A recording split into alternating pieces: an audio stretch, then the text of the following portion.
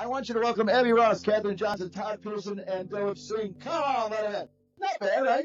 Take it away, Kate. Welcome, everyone. We are so excited to be here today. We are with a company called Hydrolix. We are a streaming data lake company. And just so you know, we were also the sole multi-CDN provider for the Super Bowl 2025 for Fox, who is on our panel right now. So we are really, really excited about that accomplishment. And today's talk is all about that, what it takes to run a live streaming event. So let's get started. Our first panelist is Dilip Singh. He is Senior Director of Video Engineering at Fox. Thank you so much for being here. Todd Pearson, he is our Field CTO at Hydrolix. Excited to have him here too. He was on the ground as well. And same with Catherine Johnson, also Field CTO at Hydrolix. So let's just get right into it about the Super Bowl, because that's the A-line story here. So tell us about the Super Bowl. You guys were all working it, and we would love to know, how did you prepare for it? What was it like during the event, and did any issues arise? Dilip, let's start with you. All right. Hello, everyone. Thanks for having me here. Glad to be presenting Fox. Just my quick introduction. My name is Dilip Singh, and I'm a Senior Director of Video Engineering. Part of my job, I'm responsible for building and maintaining the digital video platform for Fox properties, which includes Fox Sports, Fox News, Fox Weather, Nation, all the live streaming and VOD. For Super Bowl, this was my third Super Bowl here at Fox. We did back in 2020, 2023, and 2025. 2025 was the largest Super Bowl we ever delivered in the history of Fox. You guys probably heard the numbers, 15.5 million content users. Leading up to the Super Bowl, we started preparing for the Super Bowl back in July, August last year. We were hoping that we will do the Super Bowl on Fox Sports, as we traditionally has done in 2020 and 2023. But late in August, we heard a surprise that Fox Sports is not going to do Super Bowl. It will be on Tubi. And we were not prepared at all for that. So that was a surprise, but we took it and started engaging with the Tubi folks, and we integrated our Fox player in all the Tubi client apps. Tubi supports almost 29 different client device portfolio. So we integrated a Fox player and built our infrastructure to deliver the largest event in Fox history. So we did initial integration in August and September, and then started doing progress rehearsals in October, November, and leading up to January playoffs, and then finally Super Bowl.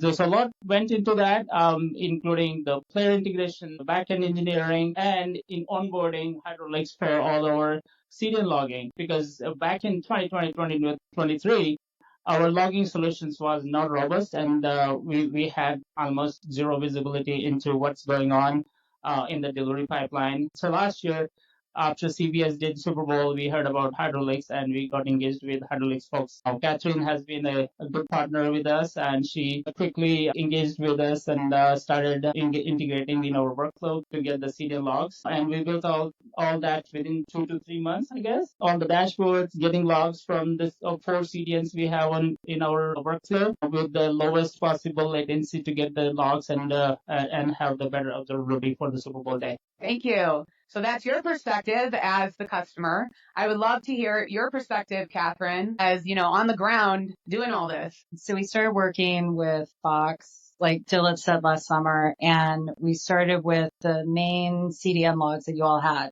So we had a good start on a couple of them, but a few of them we didn't do until pretty close to the last minute. So we had a lot of prep time on a few, and then a few of them were just in the last month. We were still dialing things in. And then day of, there were still questions that you all wanted to ask that we hadn't prepared for. So we were making changes in the moment during Super Bowl to the data so that we could answer those questions. So being the only person from Hydrolix on the ground there was a little bit stressful from time to time because there wasn't anybody else for queries. But no, it was actually super fun. It was really cool to see that much data going through and to see how much visibility we could get out of it. Yeah, I can. That's enough how grateful Catherine was in the room. She was alone from Hydrolix, and there's a bunch of people asking her questions like how this dashboard work. Hey, can you build a query to see the data the way I want to see it? And she was on top of it and helping out deliver the Super Bowl. We were making tweaks right before the game, I want to see 4xx. I want to see the traffic coming from outside the United States. I want to see 503s. I want to see a sudden spike. Can you build that out? And having a different view for executive level where we don't want to be modifying things on the fly versus the guys who are working with the CDN partners. They want to see the data differently, want to query real time if there's any problem. And she was just amazing to help with that. And you already started talking about this, the stress and excitement at the same time. Todd, for you, because you had a different perspective during the event, because you were in a different location, what was the atmosphere like for you? What were you doing through all this? Yeah, so I didn't actually start working on hydraulics until January. So you had already been preparing for this probably before I even started. But the thing I thought was interesting is we had a call with a bunch of people from hydraulics. Catherine was there in person, like at the event. And the rest of us didn't even watch the game. We were just watching dashboards. So we were just sort of like sitting around for kind of the duration of the ramp up and the cool down. So probably, I don't know, 12 hours maybe total. And it was stressful because, we were trying to predict when load was going to spike. And we actually should have put the chart in here. We kind of had this predicted load chart I think Fox had given us.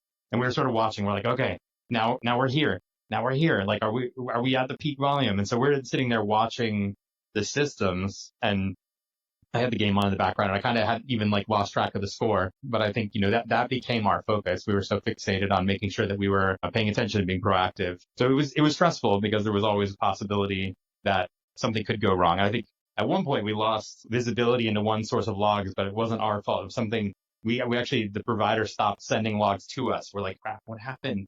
And we realized it was just like the logs just weren't being sent. And so we resolved that. So that was probably the most stressful point, when data suddenly seemed like it wasn't available anymore. But yeah, it was kind of wild. It was kind of a rush for an entire 12-hour period. And then we had one colleague, David, who was I guess David and Jason were both in the UK and Europe watching. So it was very late in the day for them. By this time it was all wrapping up, but it was wild. It was very fun to be a part of. Sounds like a major adrenaline rush. Very exciting. So what exactly in all those dashboards were you looking for? Catherine, let's start with you. For the most part, we were watching the traffic. Fox wanted to see the throughput across the different CDNs, which CDNs were having errors. There was an issue at one point with a lot of 404s, and it was something we had to extract some metadata from the path of the request to figure out like exactly what that error was coming from. So it was really just, what is the quality of the stream? How fast is it delivering? Which CDN has the most throughput? Which one's doing well? Which one's not doing well? Todd, anything to add? Yeah, I think the other thing I was going to say is that there's watching the quality of the CDN services, making sure that those are healthy. And then we internally are sort of watching our own services and making sure that those are healthy. So there's sort of like it's a two-layer problem for us, which is, is the customer Fox happy with the way that their CDNs are working? And then are we staying on top of scaling up, scaling down, adding more resources? So I think that was the extra piece of it, is we sort of had two different things we had to watch at the same time that had different dashboards and, different things that we might need to change. And Dilip, what were you watching during all this? The game or something else?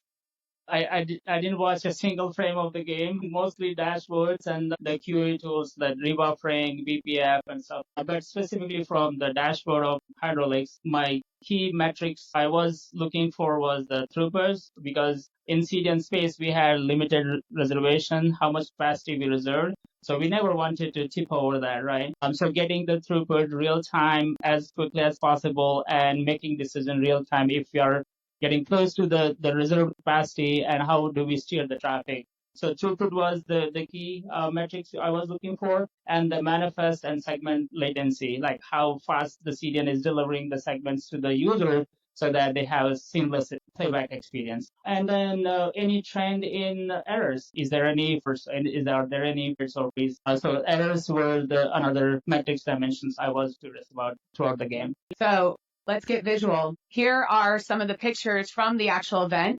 Catherine, since you are a superstar, we would love for you to describe these photos and what we're looking at. So the first photo, the big one, is of the room at Fox Technology Center where everyone was for the event. So Dilip and other leadership from Fox were sitting behind us in the back of that room. The game's on up in the front. We have a screen that tells us how many concurrent viewers, and then all the other technology vendors are sitting in the room. So we have folks from all the different CDNs, folks from AWS there because that's what it was running on.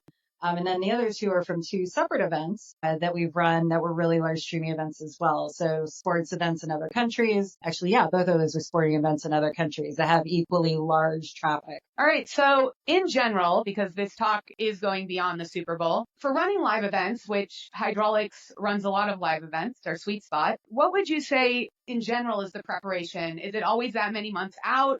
How many people are involved? What does that look like? Todd, do you want to start?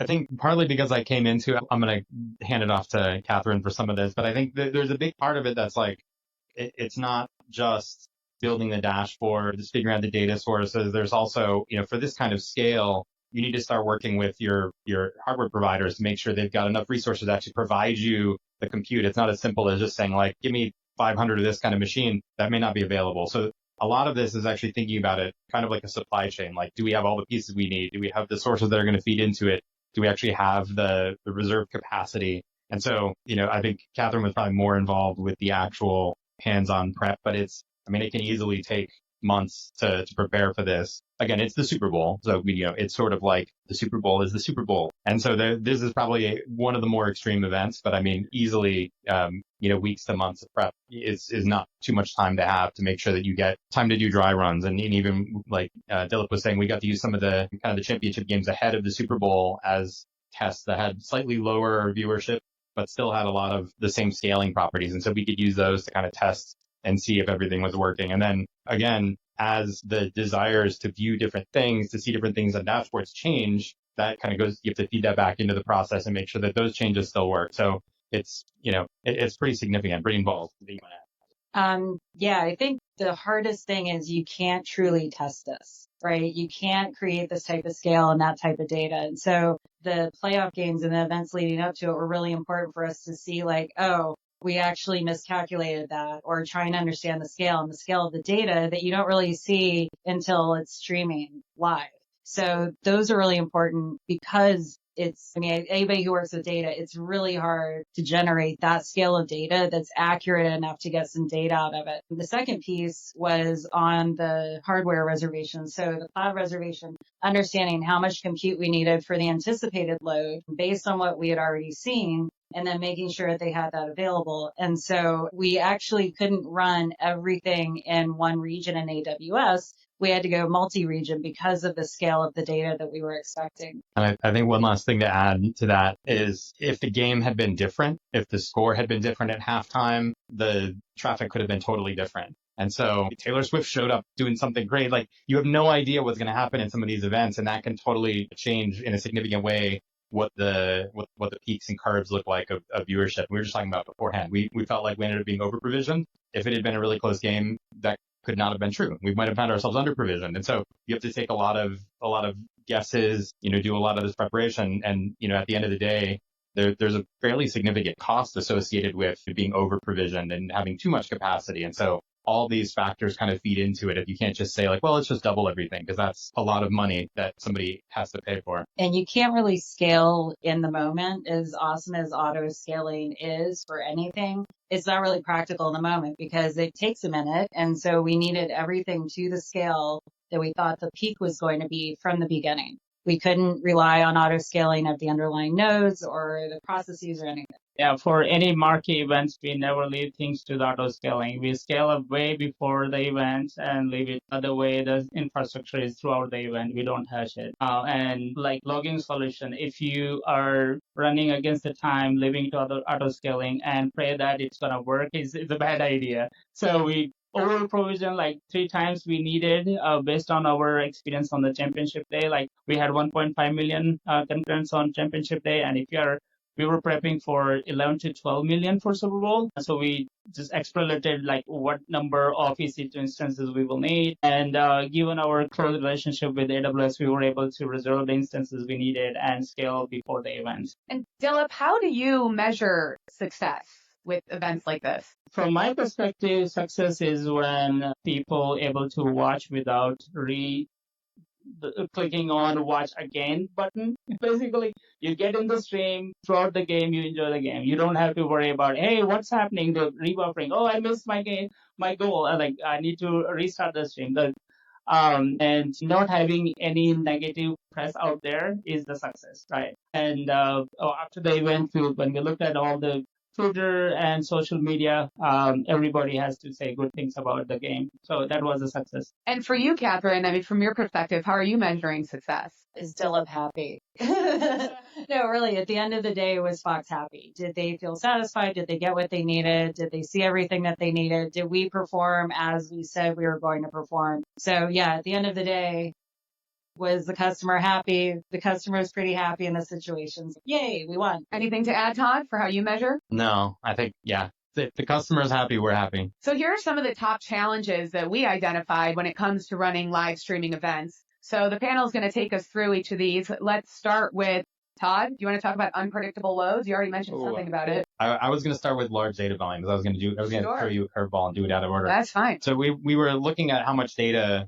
this event generated. And so if you look at it per second, I think it was 17 or 18 gigabytes per second. I think Marty kind of put some interesting thing in Slack the other day, which is like, that's a terabyte per minute for the entire duration of the Super Bowl for hours. So if you have a 1 terabyte hard drive in your MacBook Pro and it takes you like years to fill it up, we filled that up every minute for the entire game nonstop. And that's data. That's not just writing data. That's indexed, queryable in real time, powering dashboards. And so it's just a fantastic amount of data.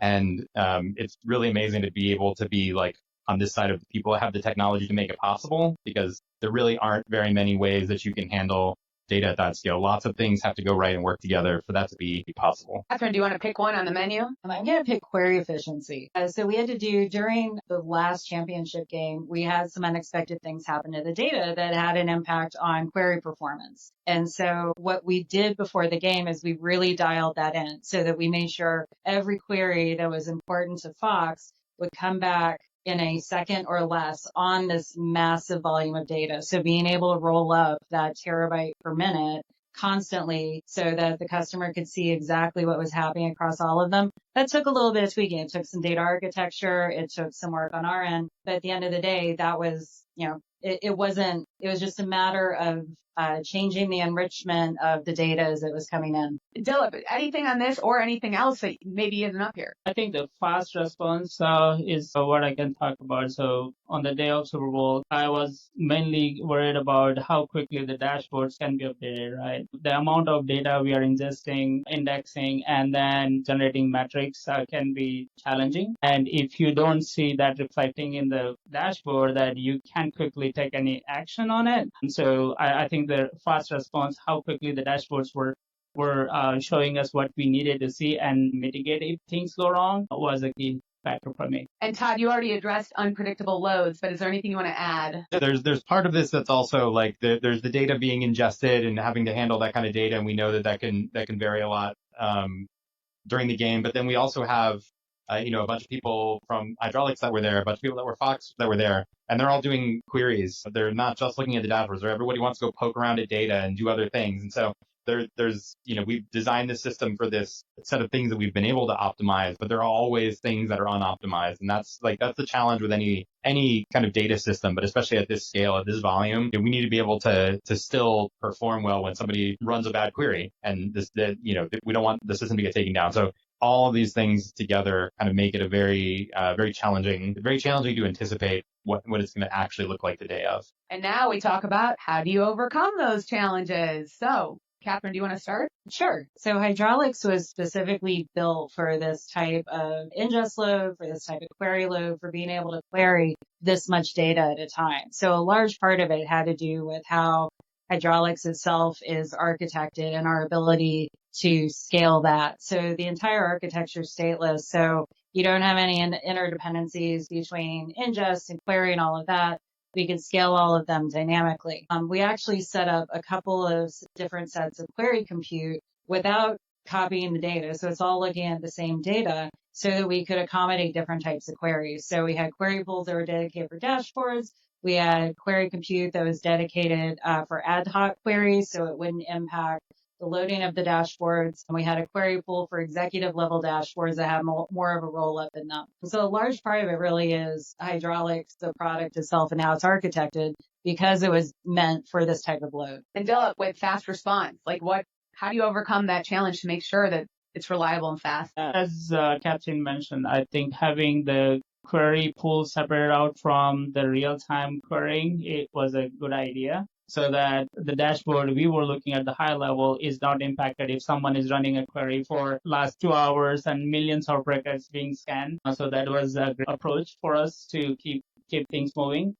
And logs ingested into multi-region and then combine them for querying was a good idea too, so that we, even in case we lose one of the region, we still have alternate region to continue to get the logs from. And Todd, you talked about the massive amounts of data that we were ingesting. But what's the secret to being able to ingest 18 billion logs per second without crashing or slowing down? I'm trying to think if I can answer that in the last 6 minutes. I mean, there are so many things that we've done. The co-founders of the company have worked in the CDN space for years, and they kind of understand the challenges that come with this data scale. And so a lot of the way Hydrolix was architected was knowing that handling this volume of data was going to be something that we would do regularly. So it's everything to how we scale horizontally, how we handle the data without there being conflicts between nodes and having to kind of deal with any of that contention, how we write to object sort, how we, how we index data, how we retrieve data. So it's everything that went into building that system. And so, yeah, I think I could go on and on about specific things, but I think it was because we knew that this was the type of data we were going to handle. And I think, it's naive to think that it's not going to keep getting harder and that, Super Bowl next year isn't going to have even higher viewership. And so, we're already thinking as we look at the success, you kind of have the success bullet point here, but, we were successful now. The challenge next year is going to be harder, and it's going to be harder the year after that and the year after that. And so we need to keep thinking and keep looking for ways to optimize, find better efficiency, and keep scaling that because it's never going to get any easier. Catherine, you'd mentioned in the beginning that Dilip and Fox were asking a lot of questions. Dilip, I would love to know, what types of questions do you ask during events like this, and what were you asking during the Super Bowl? The main question was how quickly we can ingest the data, the volume of data we're going to receive from the CDNs. Because each CDN, the way they push the logs to any logging solution is different. Some CDNs are near real time, some CDNs push through S3 and S3 to replicate into Hydrolix. So what sort of latency we're going to see? How quickly we can see the data which we can act on. And for running such a large scale live event, having to steer the traffic based on the capacity, the performance of the CDN, and at the ASN level was a big thing for me. And so seeing the data which can give me the throughput at the ASN level and be able to dynamically switch traffic was the key thing. And that's what I was asking to Catherine again and again, just to make sure the data is accurate. Is the throughput accurate? Do I need to make any changes? And is there anything not showing up in the dashboard which we should be seeing? So it went on. We spent probably 3 days in Tempe prepping for all the dashboards, doing the dress rehearsals, and finally it paid off, and it was a successful day. Great. Wait 1 second. This thing is not working. Actually, I do want to skip to this slide. These are the top stats from the Super Bowl that we collected. Todd, do you want to run through these? Or at least maybe the first 3, and then I'll have Catherine jump in? That sounds good. And we've got time check. We have 3 minutes left. So That's why I'm going to go fast. So yeah, I talked about it earlier. 17.4 gigabytes per second was our peak rate. It's so much data. Like that amount of data, just storing that physically on disks is a challenge. And again, making that searchable and kind of going to the third box. So as Dilip was saying, we have used the term time to glass. So how quickly can the data be emitted and get to a dashboard where somebody can see it? And it was, within that 5 to 10 second range. So that's not from the moment we receive it. That's the moment from when it actually gets sent to us by the CDN provider. We can take it, index it, and turn it into something that's viewable on a dashboard in seconds. And that's a critical piece of all this working, because if that's in the minutes, the data is stale by the time somebody gets to see it. And so that's the critical thing here. And then, the 55 billion records, again, that's sort of related to the overall data volume.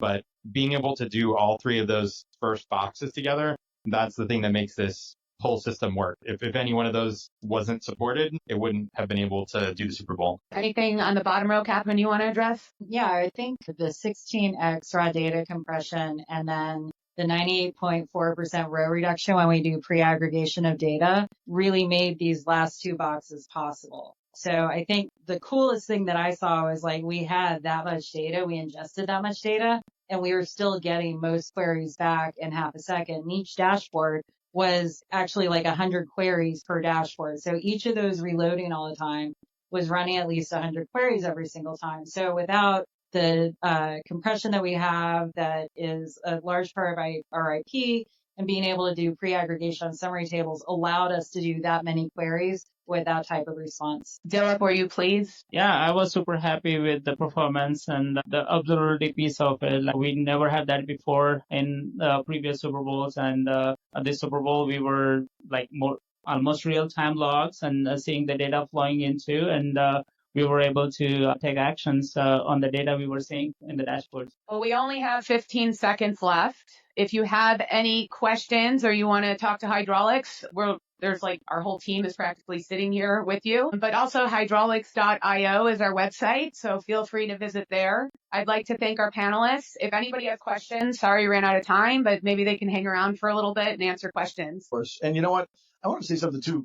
Great job, by the way. What a great panel. And all the numbers are amazing. The success is always a good thing, right? So something super successful at the scale of a Super Bowl. But I was reading the website and I noticed that the core values of the company, when numbers are so important and all this technology is great, but it's like mindfulness, and they embrace experimentation and their trust, and the trust alone in the company. When people are willing to trust, it's a big speech today, right? And then, of course, it starts with families first. Wow. I mean, those are core values that you don't see in a lot of big corporate kind of things. So, and the company's been around for just under 10 years now, like 7-8 years. So to have this kind of success at that level, it makes us proud to be partners with such a great company like this. So thank you all for being, of course, who doesn't love Fox Sports? I mean, I live for Fox Sports. So Thanks for having me. now we need a huge round of applause for Abby, for Catherine, for Todd, and for Dylan.